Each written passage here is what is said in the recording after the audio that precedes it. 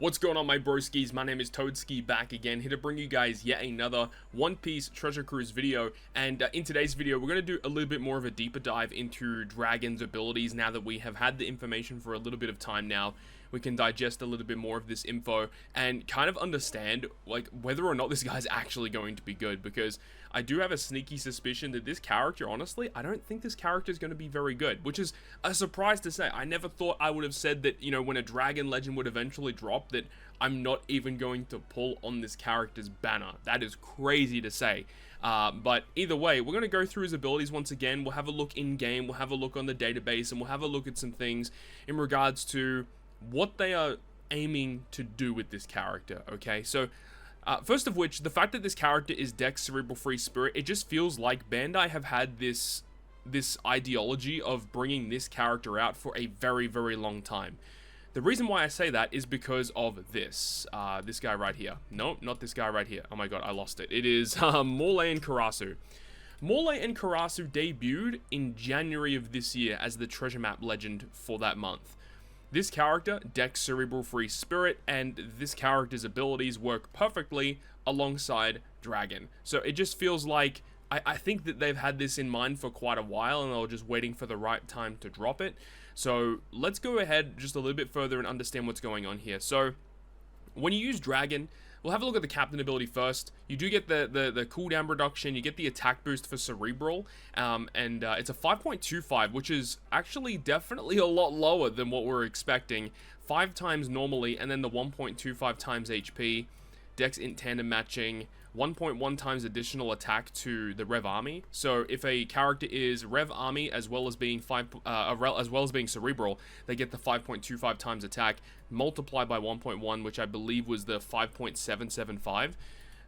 When you compare that to some of the characters that we've had recently, I do think that that is a little lacking, but I do feel like because of the fact that he has this captain effect that allows you to bypass defensive effects with normal attacks, I feel like that's the reason why the multiplier is as low as what it is.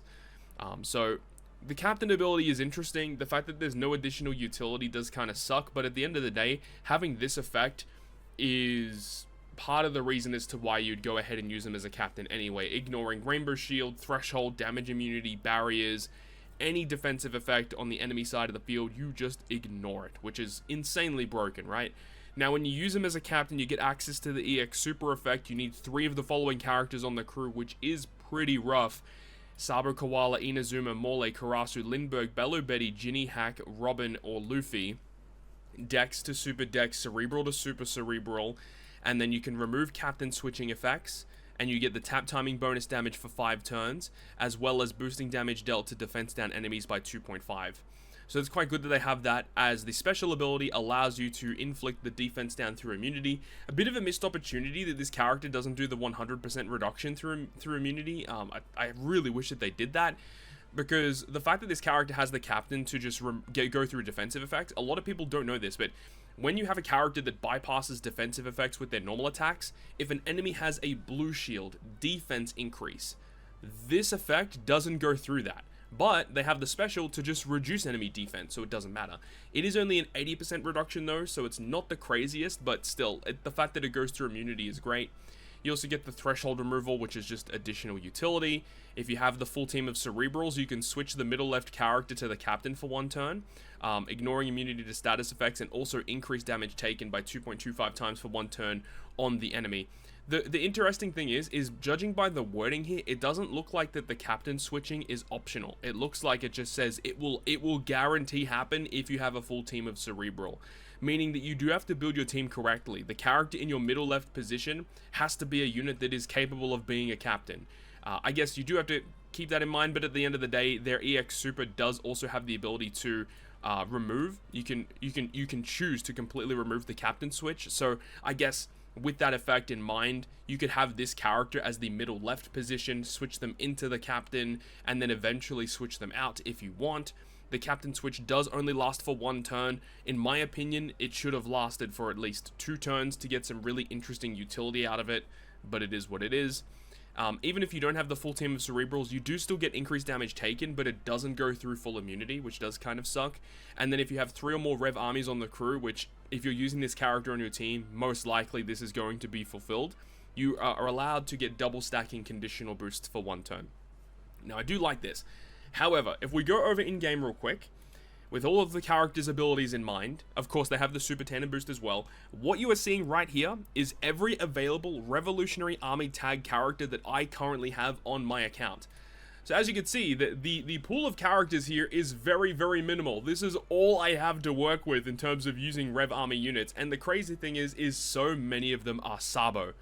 One other thing to note is that I do not have a couple of units that would actually be on this list. One of which would be this Bello Betty, which was I think it was a Kizuna rare recruit or a TM rare recruit. It was a Kizuna because this is the one that came out with the Sabo and Bonnie, which also we'll talk about briefly. This Bello Betty, by the way, though, removes Rainbow Shield. It gives you an attack boost, again, to Cerebral Free Spirit, 2.25 for 1 turn. You get a Chain Boundary, and if you have an Orb boost, and enemies have increased damage taken when you launch the special, enables your Orb buffs to enhance twice, and then boost the Orb amplifications by 0.25. Of course, increased damage taken, Dragon, Ivankov, and Kuma are able to do that. Then you have a look at the Sabo and Bonnie. So this, again, is another character. It's a Rev Army tag character. It's another unit that is Cerebral and is Dex. And then you have this character with, in terms of Captain, it's not a great Captain ability. It's mainly just, you know, damage, and then you can get additional chain buffs. Nothing really that crazy. But it does say that if you attack with this character, with a recovery or a similar slot, you do inflict increased damage taken to the opponent. I guess that's kind of neat, but at the end of the day, the Dragon and Ivankov Kuma character is able to do that for you. I don't remember what the switch does, actually. Removing slot blind, changes character and recovery, adjacent slots into tandem. You inflict weakness status, but it doesn't go through full immunity. And then you have the special ability, which removes a bunch of despair. It gives you damage reduction, which is quite interesting, and then applies the partial immunity to 1 character for 3 turns, which is the Toki effect. You select 1 character and is essentially untouchable by the opponent's gimmicks. It's an extremely powerful effect. And then if you have a Cerebral or a Fighter Captain, you get the Chain Boundary, and it can be buffed twice. And then if you have a Sire or Dex Captain, you get a Chain Multiplier boost. Pretty interesting effect. So you also have the super special of this character, which interestingly enough, it can be used as a crewmate, which was kind of weird on release, but the fact that this character can do that just further adds to the fact that it feels like Dragon, Ivankov, and Kuma were like already in mind when this character was made. So the effect says you can enable Chain Addition buffs to be enhanced twice, and then increases your boosts of attack up buffs by up to 1.2 times, max of 4x. Not a crazy super special, but it's a cool effect nonetheless to just buff that ability. So I do think that, you know, Sabo and Bonnie are going to be a really interesting unit. If you opt to pull Dragon, Ivankov, and Kuma, this is going to be a character that is going to work relatively well with the new unit. And then we kind of talked about it earlier with Morley and Karasu. A character that is only pullable on Treasure Map Sugo Fests, and yeah, not a very accessible unit. Not too many people actually have this character, but has a very interesting special when you have a look at what it does. You can give cooldown reduction by 2 turns, and it also has the ability to resist special reverse. It removes 10 turns of paralysis. It also removes poison, gives you a massive base attack increase, which can be buffed, and it also increases the boost effects of any color affinity, advantageous class effect, chain addition, chain multiplicative, chain locks, and increased damage taken buffs by any Cerebral and Free Spirit character by 0.5. So essentially, you would activate this special first, which enables you to apply this buff, so it means any of these other effects that are applied this turn are increased by 0.5. You have the Dragon character with the special ability. If you have the 6 Cerebrals, it now would become a 2.75 times increased damage taken buff. I'm not too sure if it takes up one of the buffs here, but either way, that's still incredibly strong that this character is able to do that. Once again, has a super special, which can be launched as a crewmate. And then the effect itself will change all slots to tandem, reduces enemies' Cerebral and Free Spirit resistance by minus 30%. That is absurd, because remember, the way that resistance kind of works is that if a character is both Free Spirit and Cerebral, it gets multiplied together. So it ends up being like a 1.69 times, I want to say? 1.3. Yeah, it's a 1.69 times damage boost for any character that is both Cerebral and Free Spirit. And would you look at it? Dragon right here.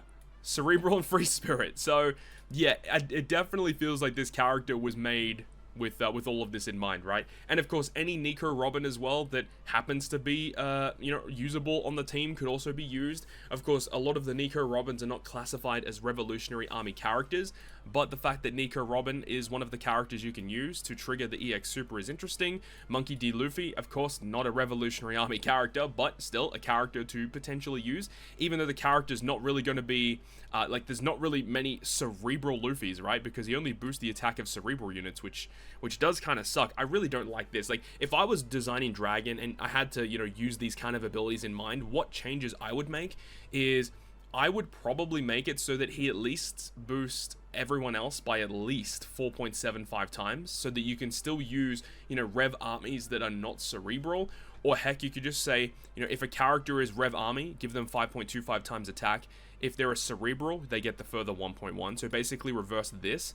Because this character, with the way that it's kind of designed, you want to use Rev Armies anyway. If you are not using Rev Armies with this character, I just feel like you're missing out on missing out on this ability is just kind of ridiculous. You want to have this effect in most content, I feel. Because by having this, you don't need to worry about having a character that removes Rainbow Shield. You don't need to worry about Threshold. You don't need to worry about barriers. Like, you just don't need to worry about certain gimmicks, which does free up a lot of space when you're building teams. So that's just interesting, right? I feel like you probably want that. Although, you can still build with at least 3 characters in mind.